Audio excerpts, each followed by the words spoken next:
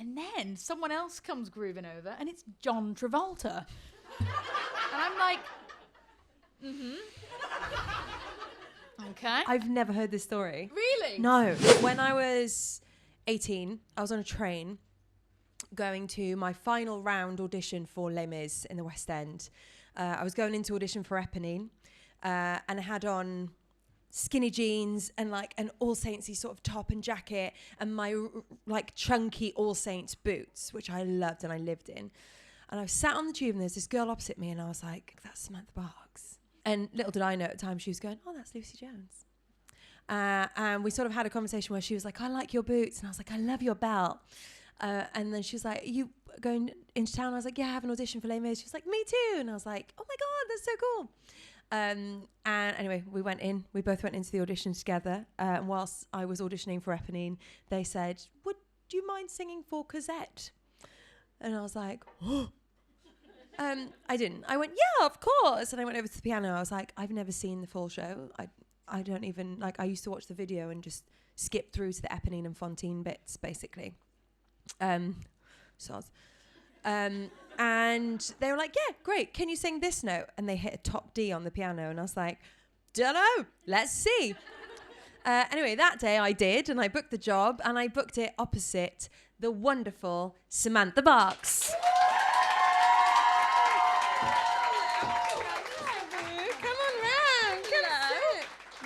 Come take a seat, my friend. Get yourself comfy. Get that mic into a nice position. By the way, that story is so funny, and like only you in the world could come in for Eponine and obviously be amazing, and then go, can you sing Cosette? Like, if someone said that to me, I would burst out crying and run away. I'd be like, no, I can't. But you're like, I'll do any of the girls. I could sing anything. No, it's not even that. It's just that sometimes they don't know where to put you. Happened to me in Frozen as well. Do you remember at the end of Frozen? But because you can do anything. No. That's the thing. That's the thing about Lucie. She can sing anything. She's turning it around to a positive. That's very kind. She can sing absolutely anything. That's amazing. I love that you're turning that around. But literally in the final for Frozen as well, it was me, Sam, and one other girl for Elsa. And I was in the room and they were like, can you just wait outside for 1 minute? And I was like, that's never good. But okay, yeah. So I went and stood outside in the corridor and a director came out and he was like, you're funny. And I was like, you're nice. Like, what? I don't know what to say here. And he was like, would you mind singing for Anna? And I was like, oh, for the love of God, here we go again. Because she can. Like, someone saying, sing Elsa, I can. Sing Anna, I can. Sing Cosette, I can. Sing Eponine, I can. That's how amazing she is. Oh my God. That's Lucie Jones. Stop it. Samantha Barks, everybody. There we go. That's the end of the podcast. Thank you for coming on. So, let's go back to that fateful day. Yes. 2010, man. Wow. We were like cherubs. So you'd done, before that, obviously you'd done the TV show. Yep. Just before that. You'd done Cabaret. Yeah. But when you booked Les Mis, you also booked Hair. Yes. Yeah. Yes. Okay. So I auditioned for Hair, and Hair I'd seen twice already, and it was just the best thing I'd ever seen. I absolutely loved it. And I auditioned for Hair, and I really, really, really wanted it. And I got penciled in. So I was like, this is my dream. And I was also auditioning for Les Mis and Eponine, of course, another dream. But in my head, I was like, Les Mis is always there. Hair is just here this minute. So I really, really wanted Hair. And I got put on hold for it. And then I got Eponine, and then Hair just, it sort of went away. And I was it like, the same team? Was it yes, same casting team? It was, same casting team. And then it never happened. It never actually... They never got recast, that cast. And then... of course, the show closed. Thank God you said yes to Les Mis. But then Les Mis changed my life. So it's just, you don't know what path your life is going to go down. But that's the one that really changed my life. Wow, that's amazing. A sliding doors moment. And you could turn that down because you're waiting for that. And then that never happens. Yeah. And I could have then missed out on that whole path of Les Mis. So it's funny just old game, innit? Yeah, weird sliding doors moments like that could change everything. And so, but wait, let's go back.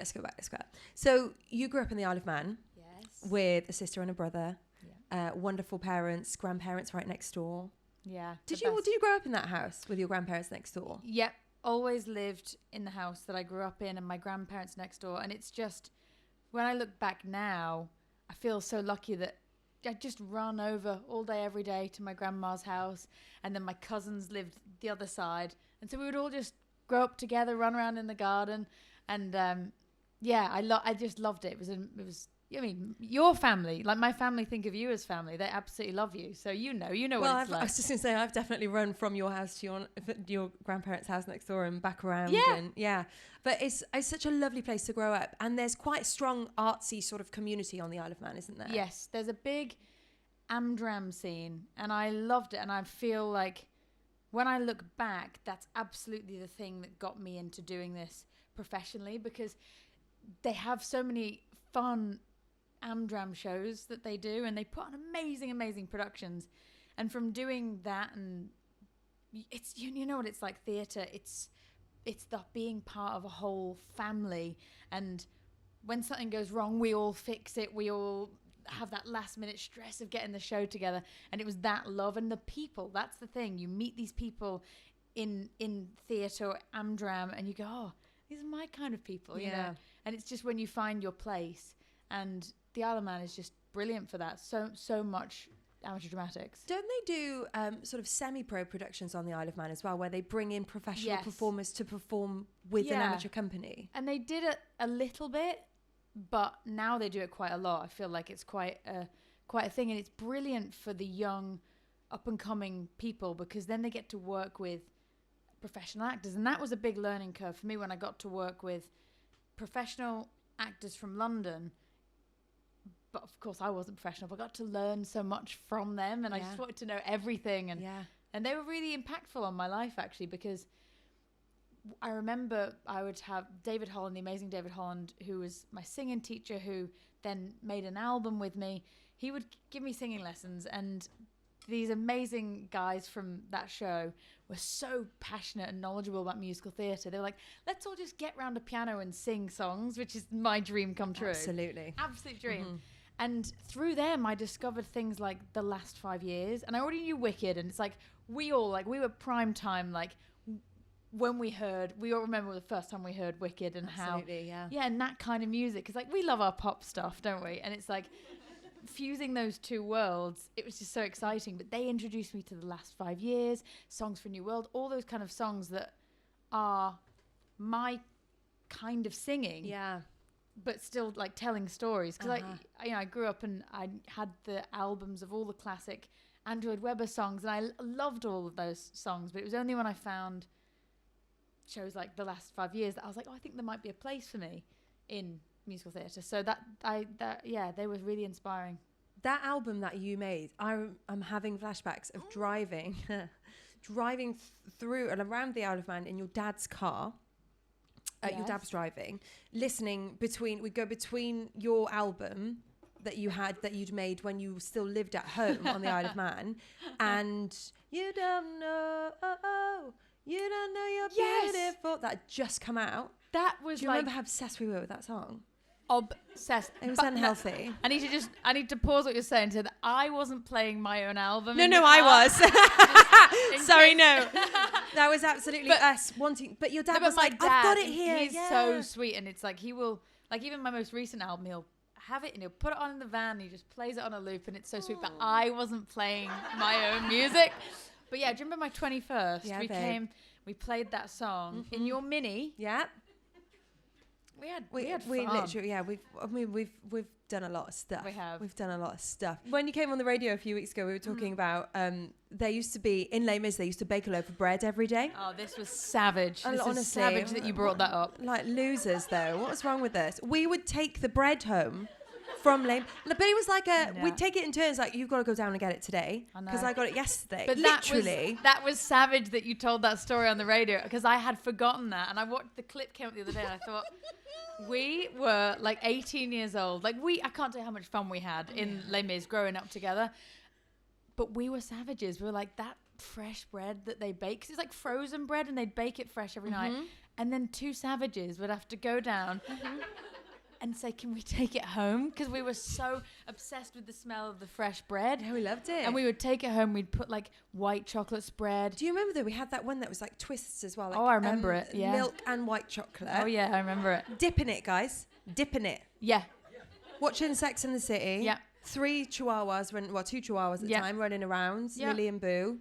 Just living our best life, but just who does that? And when you told it, I was like, oh, you've outed us. But we did, like, we were doing the show. Yeah. And you just done the 25th anniversary as well, which I remember so We all did, clearly. So clearly, the first night of us being in Les Mis, I wasn't quite Cosette yet. I was in the ensemble. Do you remember this? Yes. Like, they put me in the ensemble because a girl who was supposed to be doing a big part of the 25th anniversary was playing Cosette. So I was in the ensemble. And the night after our first night, we were having a party. We were having an opening. And at the end of the show, they said, Samantha, can you wait? And I was like, it's happening. So I came and I stood behind the curtain. Do you remember this? I had no idea what was happening. I just thought it was pictures. Well, they just asked for you. And you were like weird. the only one. They hadn't cast an Eponine in the 25th anniversary yet. And she'd done one show and they were like, Samantha, can you just wait? And I was like, oh my God, this is it. And I stood behind, and I've got a few moments like this where I've been like, literally like, woo! And I will go through them in this very short thing that we've got. And I'm rambling. Sorry. Come on. I stood behind the curtain and I remember I didn't hear what he said to you, but you and Camilla started jumping up and down and I was like, it's happening! Yeah. We're doing it! This is amazing. so good! And it was so epic being at the O2 Arena. We were like, I mean, let's face it, we were 12. We were stealing the bread from the freaking theatre. I know that's the level. Leading being a lead in the freaking O2 Arena.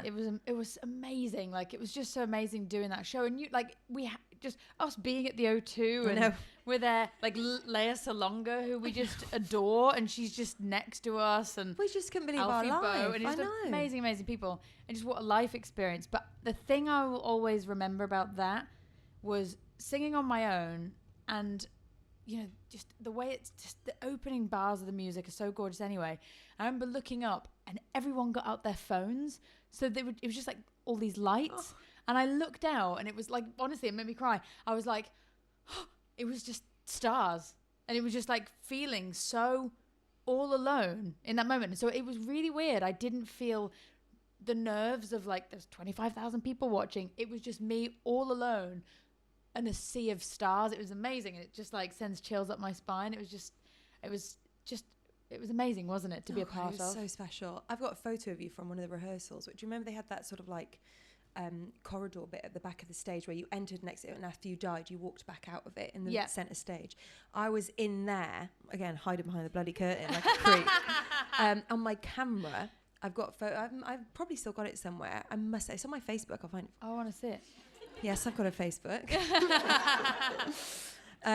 And it's your silhouette. You can't see the arena, but you can see the sort of set around where I am and looking out to you, and just the light coming down on you. I'll have to dig that out for you because it's really special.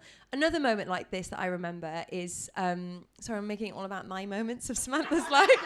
But we are intertwined. Yeah, we are. We totally are. Yeah. Was you're in Oliver playing Nancy. You're on the road. And I was very like in tune, like acutely aware of where you were in your Les Mis movie audition process because I went and did something for you in the Isle of Man. Yes. When you had your screen test. Oh my God, do you remember this? No, let's talk about this because oh my God, it's amazing. Just saved. No, I just happened to be able to do it. It was just amazing. I was meant to do a show in the Isle of Man. It was really important. For the newspaper. It was just such memory. But it's such an important gig, and I really wanted to do it, and I just love the Isle of Man. I'm so proud of the Isle of Man and to be a part of something like that. And they've really put so much time and effort into organising it, and so I wouldn't have missed it for the world.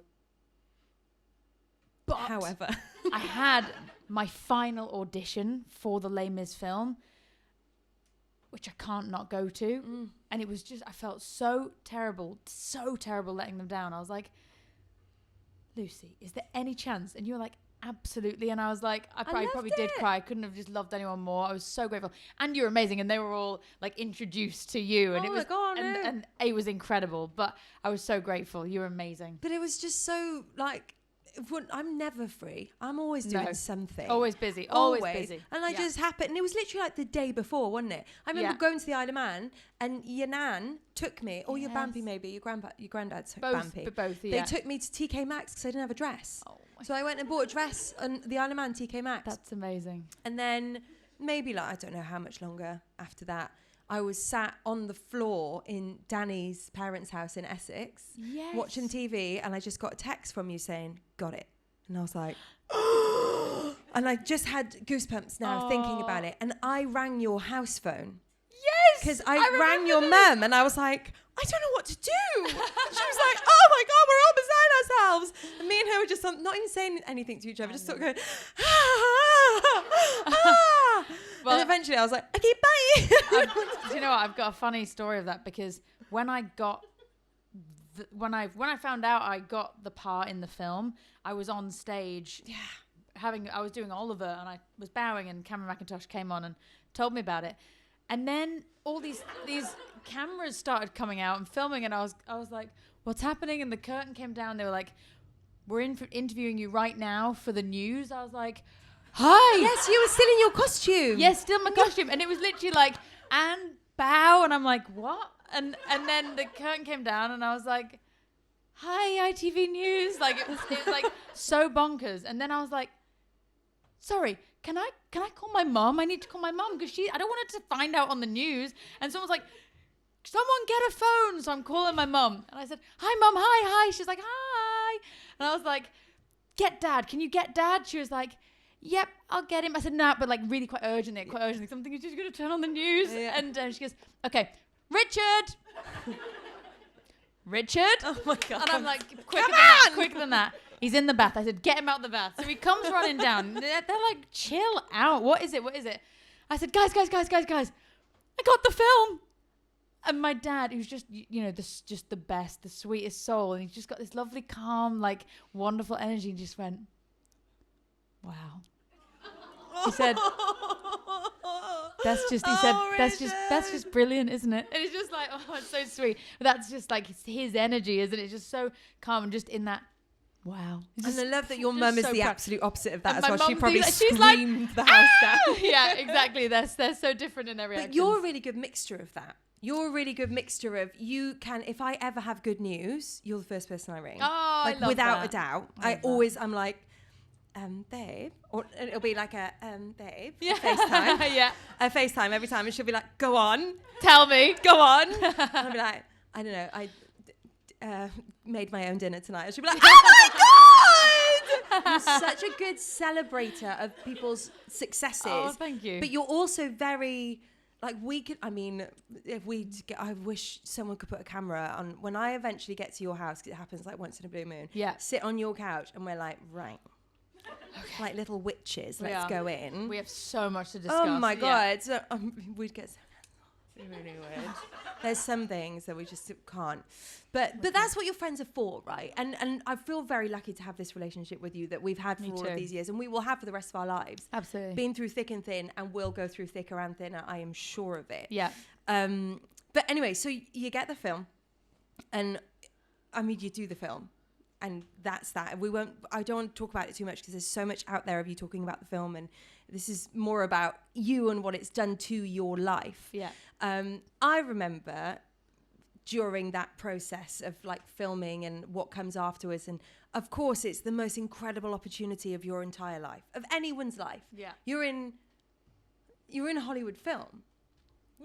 You're playing your dream role of a musical character in a Hollywood film. Like, either of us, when little us, wouldn't have even dreamt that up. And we dream big. Yeah. But that wouldn't have even been a thing. It's not on the bingo list, is it? No. But what comes with that is immense pressure, very, very hectic schedules, flying all over the world. Yeah. And I remember sitting with you back in Whole Foods, babe, obviously, getting a soup upstairs. We progressed, you see. We'd gone a little healthier from bread, but we were probably still eating like chocolate covered almonds or something. But you know, we're just getting a little bit better. And we probably went to Hummingbird. 100%. Yeah. Every day, man. Those every red day. velvets. Sometimes twice. But babe. Sometimes twice. Thrice. Yeah. We did. We get them big ones. Anyway, enough about red velvet, unless Hummingbird want to sponsor the podcast. Unless they do, and if they do, send them on over. Yeah, we'll take them thrice a day. It was busy, and I remember meeting up with you in town, and we sat in Whole Foods, and you looked at me and you went, "I'm just going to put my head on the table," and you fell asleep. Did I? Yeah, in Whole Foods. You were so tired, and I just remember being like, I can't. You're working so hard. I don't remember that, but probably I was so tired. I don't remember that. I was asleep. It's like you're just like sort of drunk on the experience and life and Yeah, stuff. it was and we crazy. just came back together and we sat down. Yeah. And you went, I'm just going to put my head down. And I was like, totally fine. So we sat there for a while and you had a little snooze in that. That's And then you woke up bizarre. and we went up. But do you remember we used to go to the cinema and have a little sleep sometimes? Yeah. We did. Do you know what? Yeah. We had those, We had those Cineworld. passes. You'd or watch View. unlimited films, but we'd watch like 3 in a day. Yeah. We'd just sit there and if we'll have a little snooze. Yeah. It was busy time. It's because of our diet, probably, that we didn't have the energy to get through. 0 protein, 0 veg, just pure Icing sugar, yeah. And bread. But it should be spoken about and it should be said that these things, they may seem all shiny and sparkly on the outside, and it was incredible, and it did change your life. But that was really hard. And that's the thing. I saw someone talk about this, and I thought that's such a good point. For like every second of glamour someone sees of you on a red carpet, they were like, "There's 8 hours of blood, sweat, and tears," and I'd argue there's more. You know, because like people just see like the snapshot, the kind of the opening night, and that's the really fun part. But that's just the fun part, and it's like the work that goes into it. But I remember at that time I was doing Oliver and doing Les Mis at the Couldn't same have just time. taken you out of the show, could he? No, Come on, Cam. No. I was doing both. So it was like I'd be up in Manchester and then getting the train down on my day off, rehearsing for the film, doing all my costume fittings, and then going back up doing all my shows. And then so there was a few weeks of just chaos. So I can see why I fell asleep in Hobbits. I'm not proud of it, but I can see why. No, sorry, and I'm not bringing it up for any other reason. No, it's than funny. To show It's your, funny. your commitment to it. Oh. You just threw yourself in, and I don't remember you ever being any other way than, I'm turning up and I'm doing it, and I love it, and I'm grateful, but I'm doing it. And if anyone takes the piss, then we say no. Yeah. But we do it. Yeah. And you have such incredible work ethic, and your family are like that as well. Like your sister and the way she is as a mother. Oh, and like, she's amazing. so committed. But amazing. Anyway, I've digressed. Okay, let's go on to New York. Yes. Yay. Yeah.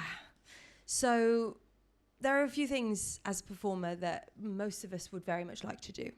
And if you live in London and you work here, you very much would like to go to New York and perform on Broadway. And if you live in New York and you perform on Broadway, you'd very much like to come to the West End and do a little season here.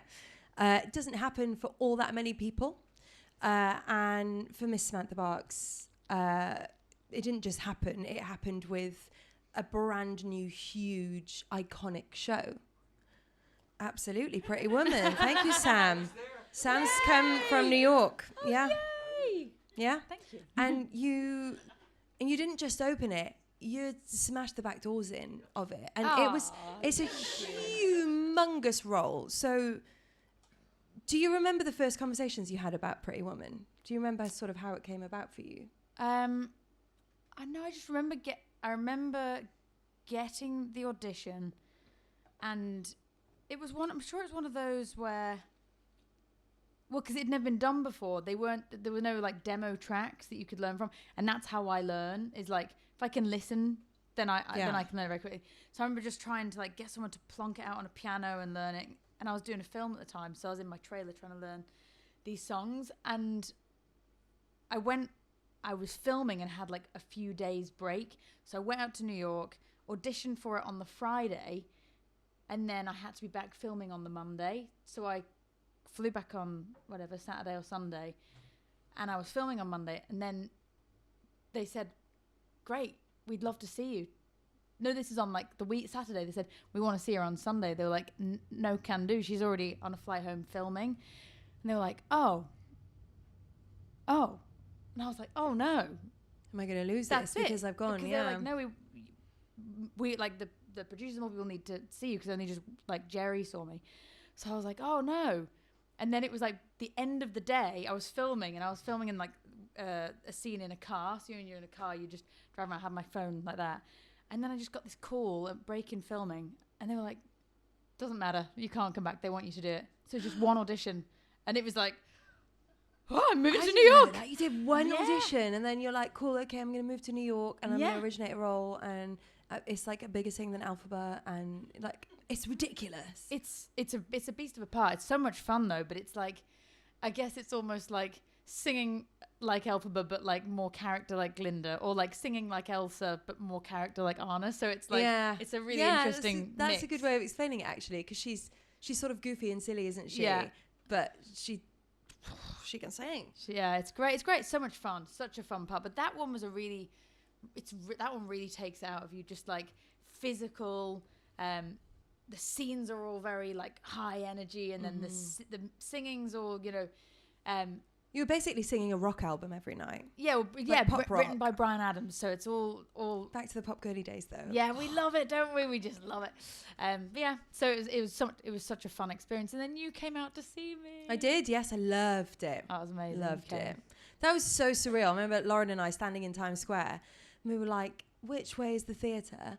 And that's the first time we saw your billboard, and both of us were like, ah! And we've got photos of us like freaking out, crying, screaming, throwing up in Times Square. I did the same to you, because you had a billboard in Times Square. Yeah. But weird. But you what, like, because you were doing waitress here. Yeah. But then like they had your picture that they were going to use, and then they were occasionally I think about it. that, and it's very weird, isn't it? But I still was like, yeah, that's my friend. Amazing. And then She's when not in the show, but that's my friend. But hello world, she's gonna be. And then when I saw you do waitress, oh my god, that was like, that like it's no good me coming to see you. Also, by the way, when I came to see you last, I saw you in Baker's Wife. I've seen you in so many things. All right. So I've seen you in since Les Mis. I've seen you in loads of things. But I went to Les Mis when I was like 9 months pregnant. Yes, you did. Yeah. Oh so my I'm God, like, yeah. I think I gave birth a few days later, came to see it, and I was like, great, you know, because that's how I am, is just like, I don't really think about what could go wrong in a situation or what might be bad. So I go and watch Lucie's Fun Team, which is just like, wow, just actually, a dream. We met in Condita and Cook before that show, didn't we? We had a cake. Savage. That was only like 2 years ago. Savage. Not even 2 years ago. No, not even 2 years ago. Savages, Nothing as always. changes. Nothing changes. So I was watching her as Fontaine, and I was like, wow. And I was like, oh God, it's really, really sad. This is more sad than I ever remembered it was. And I was like, oh yeah, you were really heavily pregnant. Yeah, and 9 months pregnant. Here's Lucie singing Fontaine songs, and you do are so beautiful in that part. And I was like, me watching you in anything, I'm crying. Like, I'm watching you in Legally Blonde, I'm crying. But you as Fontaine, you're so beautiful as Fontaine. And then just like the subject matter, I was like, maybe you should have rethought this and come a little earlier in the pregnancy. I'm about to be a mother, and she was a mother too. Oh, I hope I don't get consumption, become a prostitute. I'm happy to say Samantha has never had consumption or been a prostitute. Never. Although on stage, you've been a prostitute a few times. Lots. Yeah. I've made a career out of it. Yeah. It's a profession in every sense. Yeah. There's not many prostitutes I haven't played, honestly. No, yeah, that's true. That's true. Yeah. Oh, I'd love to see you do Fontaine. Come on, that'd be amazing. Maybe. Yeah. That'd be fun. It's sort of like the Les Mis trajectory, isn't it? And most girls who do it sort of do all of the roles. Yeah, it is, because it's like, I was saying to someone the other day, actually, don't you think that Les Mis, like our time in Les Mis, and probably for a lot of people, is like our uni days? Oh, yeah, totally. You know, people say, oh, my friend from uni, and she's getting married. And I'm like, that was us. That's we were like loose, yeah. 18, eating bread on the daily, you know. But and then I was bridesmaid at your wedding, you know, and it's like all these years later, we're best friends. And it's like, how do you know Lucie? From back in uni? Yeah, from uni days. Les Mis. We did know each other at school. At school. I think as well, what was that place called? Chiquititas? What was that place called on Waldorf Street that we used to go to? I don't remember. Do you remember? Floriditas. Oh, yes. Ah. And we were saying with some questionable fashion coming out of us. Also,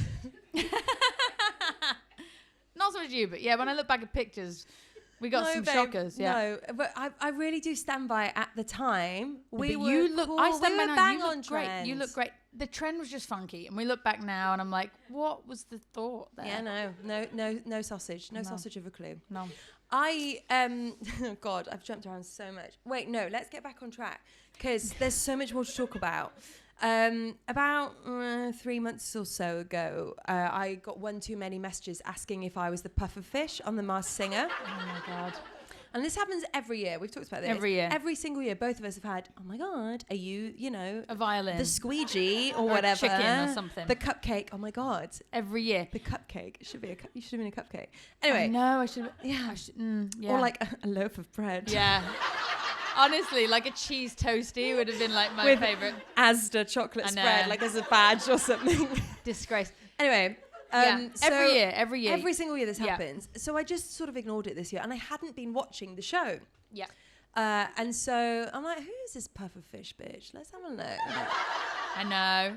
So I went on, and I was like, first of all, and people think it's me, so I really hope she's great.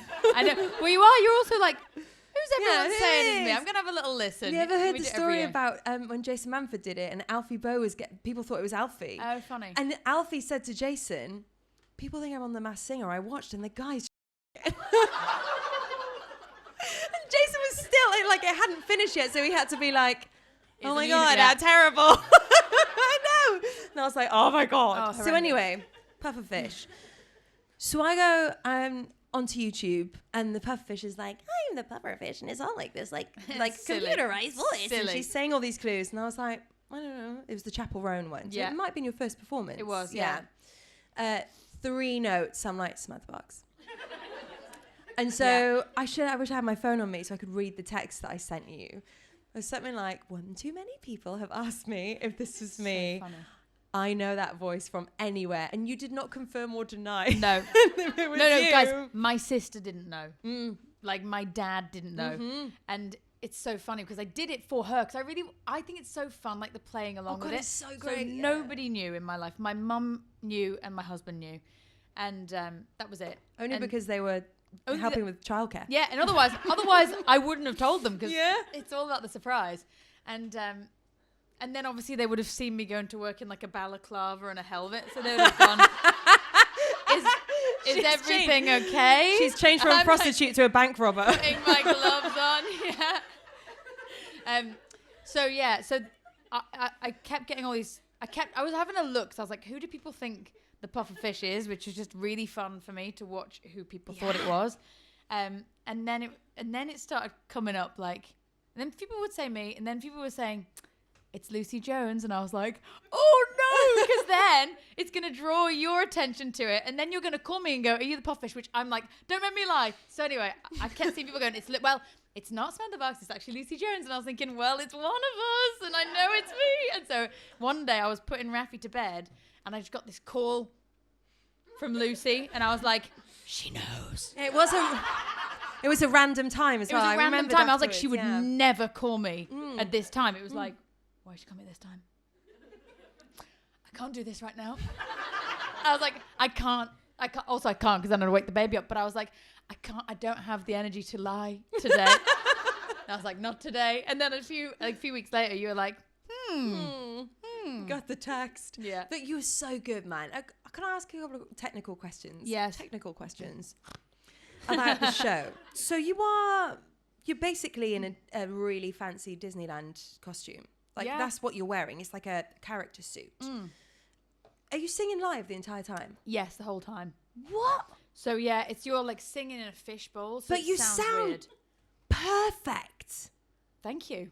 You really, really do. When was it filmed? Obviously it's filmed ahead of time because you're talking about having to lie after the fact. Like we started it a few days after Frozen.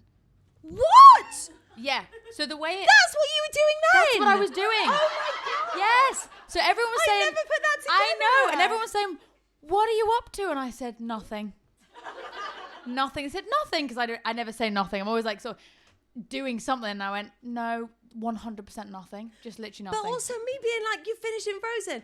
I'll come out. No, I'm busy. Busy can't. Yeah. Yeah. And that's what I was doing. I was doing a whole lot of nothing, dressed as a pufferfish. And then, it all worked out crazy because I was like, I'm going to have a chill after Frozen. And then I did Frozen. And then a few days later, I was in that. And then a couple of days later, I was doing a workshop setting. So I was like, came up to breathe at Christmas. And But then, you, yeah. hang on, 2 things. When did you finish in Frozen? Of? knowledge. I literally came to your house whilst you were filming that then. Probably, yeah. Yeah. Can you imagine if I'd like gone to the toilet and seen the balaclava or something? No, I know. Because I would, if I'd seen the Don't Talk to Me, I would have known. I know. But Lucie, you know, I'm like a spy. I know with that you are. stuff. Wow. Yeah. No, it was so. My sister didn't know. So I speak to my sister and my mum pretty much all day, every day. Yeah. So if either was free, just always get a call. Always. And it was so funny because I was like, just sat there, not taking my sister's calls, because she'd be like, why are you in a random room on your own wearing a don't speak to me hoodie? I was like, I can't answer because she'll ask me where I am and I can't. So I was just like, ignore. And I was like, this is horrible. I was like, she's going to know because I'd never ignore her calls. But then she actually didn't start watching this series, No, did she? she didn't. I did the it first for time. her. Yeah. She loves the show. She loves the show. And she said one day when I was doing Frozen, she said, would you ever do The Masked Singer? I said, why? And she said, well, I just love it. And I think it'd be so fun if you did it. And I said, And in my mind, I was like, yes, I will do it. I'm making my mission to do it. And I went, no. And she went, okay, well, I know you won't tell me if you do it. So I'm just going to watch every series from now on in. I said, you do that, Kim. And then literally 2 months later, out of the blue, got a phone call to my agent saying, would you like to do The Masked Singer? And I said, yes, 100%. Yeah. And then I was like, oh, Kim's, I don't know, is she going to guess me week 1 or week 2? I don't know. And she didn't watch it. She wasn't watching. And I was saying to her, she must be watching it. How could she not be watching it? And people are obviously saying to her, because I had like everyone I know saying, are you dressed as a fish on The Masked Singer? Yeah. And I was like, how is she not asking? But she's like, you know, super, super busy. And then one day my dad just came running over and he said, are you watching The Masked Singer? She said, no, why? He said, you need to watch it. You need to look at this pufferfish. She's like, okay. And I just got this random call, a bit like your text. And she was like, so I'm watching The Masked Singer. I said, okay. Carry on. She said, the pufferfish? I said, Kim, I don't even understand the reference. And she went, okay. That's all I'm saying. And then we just carried on. She sort of just never outright asked me. And we just kept playing along. And then a few weeks later, she was trying to work out who someone is, which, by the way, you don't know. I didn't know who anyone was on the show. And she's like, I'm not saying you are, but if you were a pufferfish, who do you think the snail is? And I was like, I'm obviously not a pufferfish, but I think it's Andrea Corr. She was like, that's a really good, I was like, but the pufferfish doesn't even know who Andrea Corr is. But I'm not the pufferfish, but I'm just telling you. She's like, that's a really good guess. So yeah, so we just she kept playing along. It was so fun. Oh my God, I love it. And in the end, she sent me a video of my niece, Rosie. And I was like, really, I did the whole, I wanted everything to be for her. Like, she's the target market. I wanted like bubbles and like girls just want to have fun and like silly. And there's a video of her in the end and she was laughing. She was like, they keep guessing Auntie Sam and they don't even know she's in China. They didn't even know she's in China. Because Kim had said that to throw her off the scent. And there's a video of her and they're guessing me and she's like, silly. And then I put up, she's like, that's my auntie. Oh no, I need to see this video. I'll send you the video. Oh, it's so cute. So cute. And my sister said the other day, she was like, she's got 2 little girls and she was looking just through the doors because she could see them playing and like laughing and hysterically and having the best time. She was going, what are they playing? And they're both taking it in turns. Like Joy's nearly 2 years old and then Rosie's 5 and they're taking it in turns with a beanie hat and they're going, take it up, take it up. And then they go, I'm Samantha Barks. And she was like, you girls. Oh my God, Yeah, that must hilarious. literally melt you. It's so funny. So funny. Do you think Raffi gets it yet? He loves the pufferfish. Sorry, Doesn't no. get I it. mean, do you mean that he gets that like you're a singer? No, and no, does he have doesn't. any idea? No, that... and he was like, "Who was that weird woman in the blonde wig who was always bothering me during Frozen?" Yeah. He was always like, and like at first it was really funny because he reacts very, very specifically to me, and then I'd be Elsa, and he's like, I'm confused here. He's like, I like her, but I don't love her in the same way. Yeah.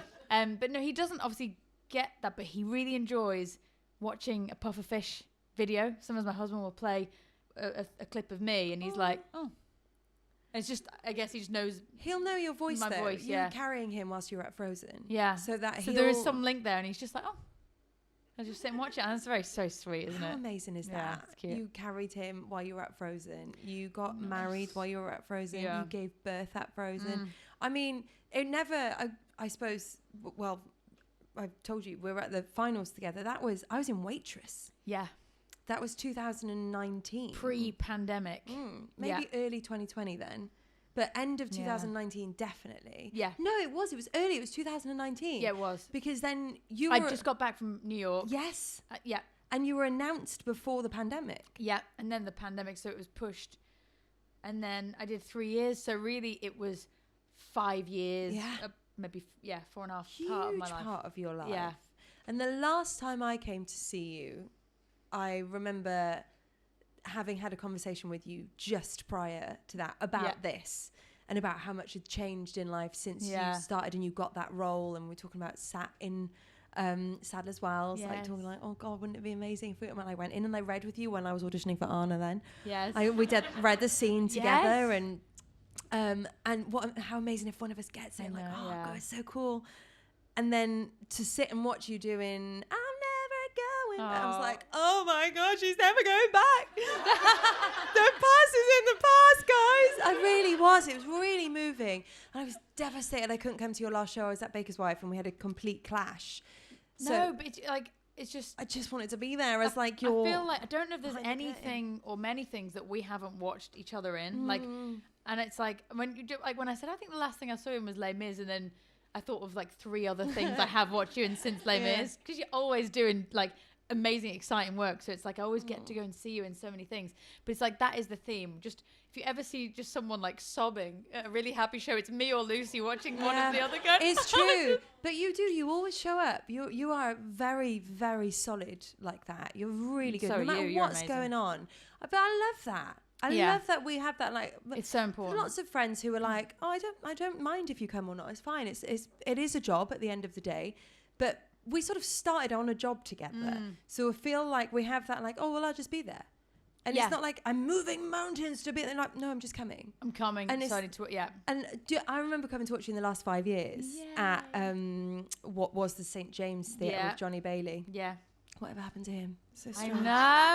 know. It's a shame. It's a shame. He's great in Groove High as well. Yes. I remember like being there and being like, oh my God, this is so cool. You're doing Jason Brown show. And like so with fun. Johnny, who I'd done American Psycho with. And like, I loved you guys together. It was so fun. And then it's like, okay, she's going to frickin' Broadway. Well, I'm going to New York then. And it's so amazing. nice that we just have that to sort of, and I will say this, I have very few, and we've talked about this privately, I have very few friends in my life that I've never felt like, who are in the industry, that I have never felt you're competing with me in this moment. Yes. And it's a really difficult thing to have a friend that does the exact same thing as you, because we're the same rare. casting as well. It's so rare. It's so rare to have. We've been up against each other for so many things, and it's like, it's such a beautiful thing. Our friendship. It's like, it's I'm rare. so glad that I don't have that. Like, well, I could have done that better. I didn't sit and go, come on then, let it go, bitch. You know what I mean? I'm so grateful that I don't have that. It really is dangerous to dream, isn't it, Samantha Barks?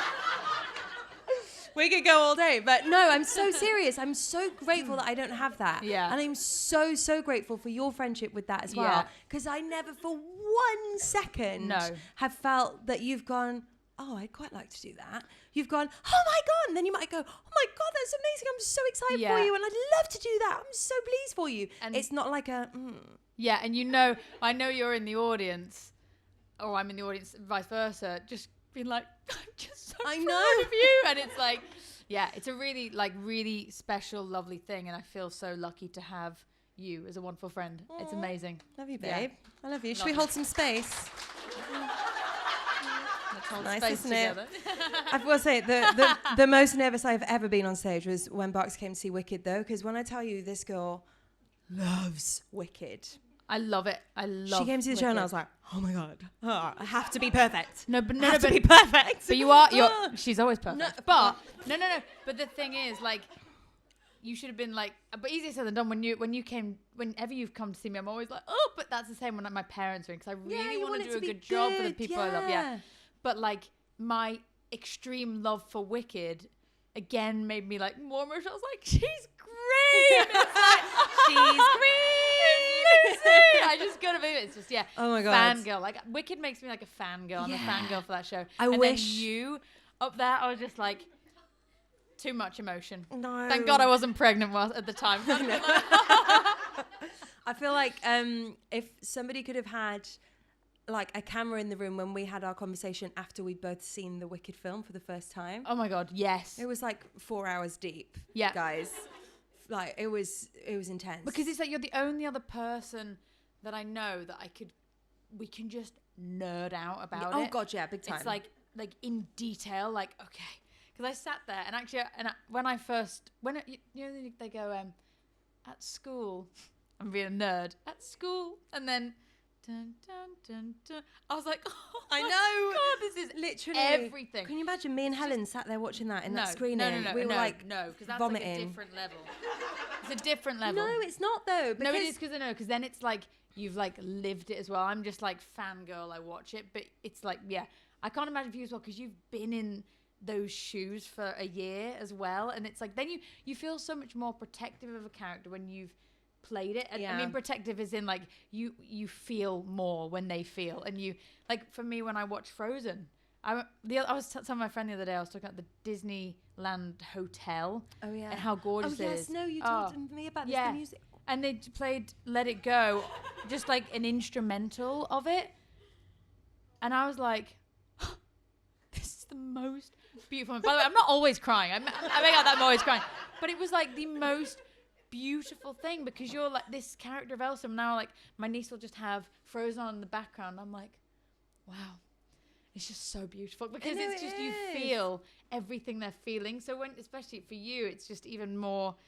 impactful. Yeah, what an amazing film. I mean, we both loved it. We really did love it. And we've really gone into it afterwards, haven't we? Like the TikToks and the all of the anyway, we haven't got time. There's so much more I wanted to talk about. We didn't touch on Alex. We've barely talked about Rafi, Samantha's family, and just I wanted to mention your wedding and like so many things. We'll have to do it again. We'll do another one. I ask every guest that comes on if they could pinpoint the most surreal moment of their career, whether that is good, bad, ugly, overwhelmed, whatever it might be. Could you pick one?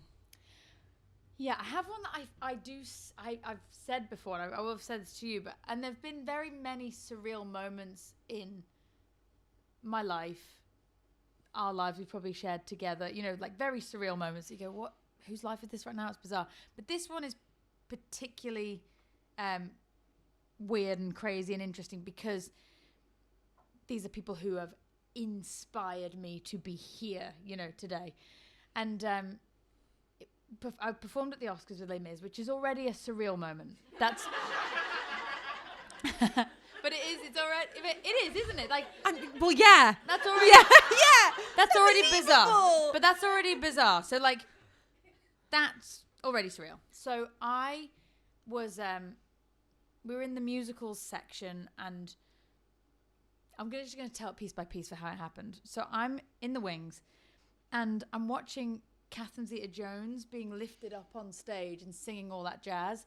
And it's like, she is my reason for being. Like, my first fancy dress, I went as Catherine Zeta-Jones. I just loved her in Chicago. Also, you did Chicago at the Hollywood Bowl. Chicago at the Hollywood Bowl. Like, love her. Absolutely love her.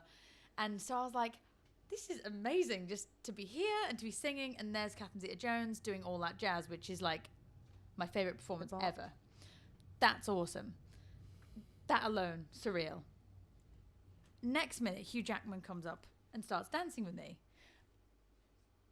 And I'm like, that's also surreal. Because in that, not, because he's, we've just done Les Mis together. He's a friend of mine. So I'm not saying that alone, but just the fact that he's there, who again, another big inspiration to me because he's, what an inspiration to us all, musical theatre and then film actor, but still just is another inspiration. So they're people who really mean a lot to me personally. So I'm like, oh, that's weird. We're dancing and she's there and I'm here. That's surreal. And then someone else comes grooving over, and it's John Travolta. And I'm like, okay. I've never heard this story. Really? No. So I'm like, what? Because it's like Danny Did you get chills? Zuko. Were they multiplying? You're good. You're good. And I was just like, they're like, he's the man. He is the man. Yeah, He's yeah. like, there is no other man. He's the man. Yeah, I was yeah. like, what's happening right now? So in that moment, because I generally those things, I'm pretty present because I'm just like, wow, this is crazy. Wow. But in that moment, I like had a little like weird out of body experience of going, whose life is this? 'Cause that's not your life, is it? What is happening? Anyway, so that is awesome. That's really cool. And then years and years and years later, when I dated my husband, and I'd worked with him for a long time, I'd known him for a long time before I dated him, and he told me this story, and he didn't tell me. He just went, I was in, because I knew he performed in the same section that I did at the Oscars. Did he? Yeah. I didn't know that. I didn't find that out until years later. Oh my God. But randomly we're talking one day, and he said, yeah. He said, well, I was in, I lifted Catherine Zeta-Jones up into the air. I was like, you were there? You were there in my most surreal moment. So when I was stood there and saw Catherine Zeta-Jones, my idol, being lifted up into the air, it was my husband. I just didn't know him at the time. And then Hugh Jackman, and then John Travolta, and it's like, what? So that's added an even crazier layer to it. There. So That's so weird. that's so weird. So weird. Yeah, that's surreal. That's a good surreal moment. Yeah. It's As just surreal very moments strange. go, that one's pretty up there, babe. Yeah. It's very weird. We're gonna have to do this again. Yeah. In a short while.